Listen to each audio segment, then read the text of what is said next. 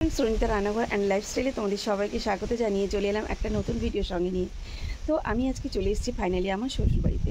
তো এখানকার ওই প্রাকৃতিকটা একেবারেই গ্রাম্য। তো আমার শ্বশুরবাড়িটা কিন্তু একেবারেই ভিলেজে। তো এখানকার পরিবেশটা কীরকম, তো সেটাই তোমাদের আজকে একটু প্রথমেই শেয়ার করি। তারপরে সারাদিনের টুকটাক কাজকর্ম তো শেয়ার করব অবশ্যই। তো তোমরা কিন্তু ভিডিওটা দেখতে থাকো। তো দেখো আমাদের ছাদে কত রকম গাছ লাগিয়েছে। তো এটা আমার দেওর শাশুড়ি মা এরাই সব করেন।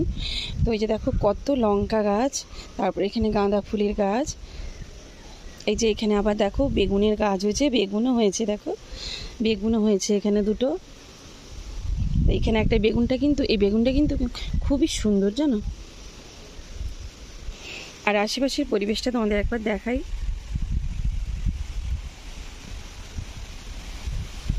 এটা হচ্ছে আমার শ্বশুরবাড়ির তেঁতুল গাছ। তো এখানে একটু মেঘলা ওয়েদার হয়েছে, কারণ কাল থেকে একটু ঝড় বৃষ্টি হচ্ছে। তো ওয়েদারটা কিন্তু খুবই সুন্দর। আর আজকে দেখো সকালে একটু পরিবেশটা অন্যরকম হয়েছে, কিন্তু কালকে খুবই ঝড় বৃষ্টি খুবই দুর্যোগ হয়েছে এখানে কালকে।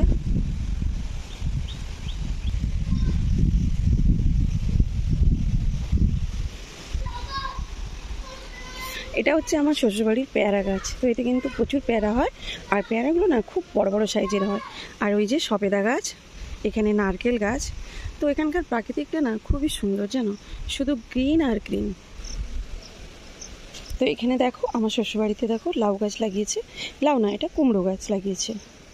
তো দেখো সকালের মোটামুটি কাজকর্ম কমপ্লিট হয়ে এই যে দেখো উনুন বানানো হয়েছে। তো উনুনটা বানিয়েছে আমার শ্বশুরমশাই।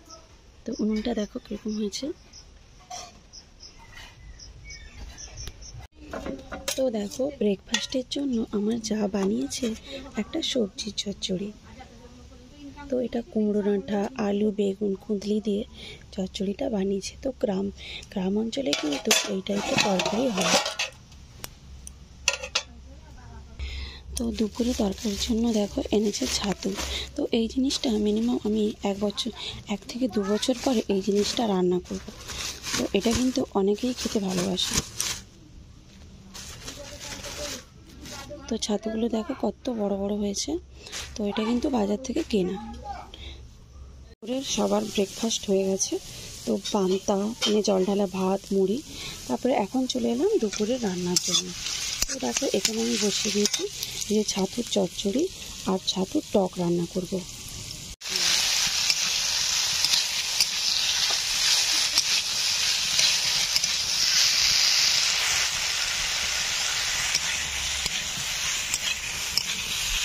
তো পেঁয়াজটা ভেজে আলুটা দিয়ে দিলাম।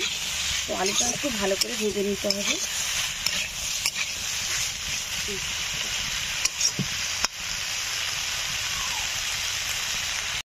বন্ধুরা, দুপুরের রান্নাবান্না খাওয়া দাওয়া সব কমপ্লিট করে চলে এলাম।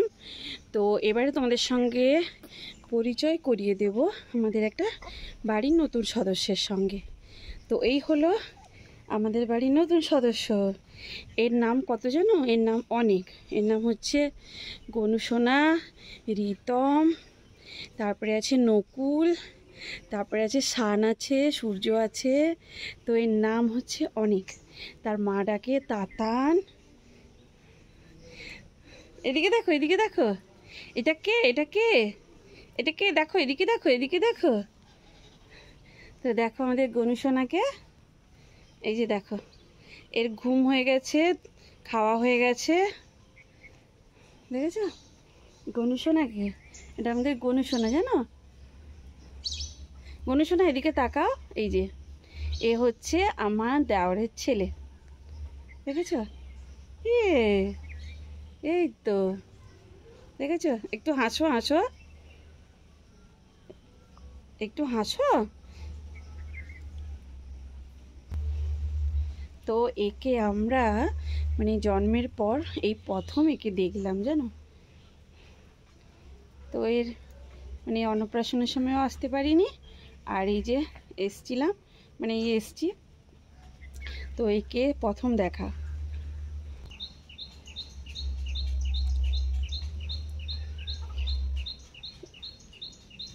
বন্ধুরা চলে এলাম আবার সন্ধেবেলায়। তো এখন চলো একটু চা বানাবো। তো শ্বশুর শাশুড়ি মাদের জন্য চা করবো। তো চলো দেখা যাক তারপরে আমার চা এখন কী করছে, তো রাত্রেবেলায় কী হবে।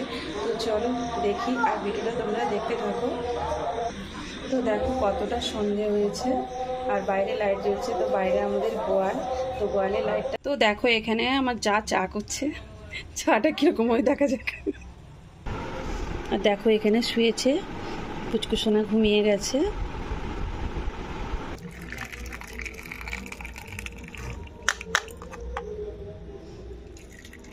চায়ের কালারটা কিন্তু দারুণ হয়েছে। তো আমার চা মানে আমার যা কিন্তু চা করে খুব সুন্দর।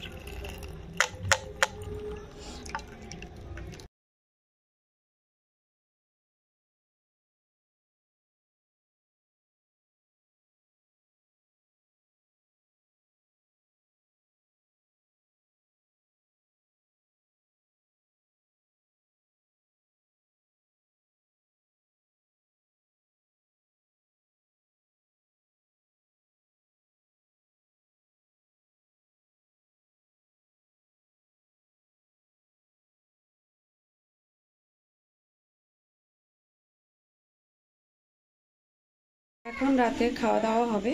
তো যাই হোক, তো ভিডিওটা কেমন লাগলো তো অবশ্যই কিন্তু কমেন্ট করে জানিও। যদি ভালো লাগে একটা লাইক শেয়ার আর সাবস্ক্রাইব করতে একদম ভুলবে না। তো চলো, আর ভিডিওটা বেশি বড় করছি না, এখানেই শেষ করছি। চলে আসবো আবার একটা সুন্দর ভিডিও নিয়ে। ততক্ষণে তোমরা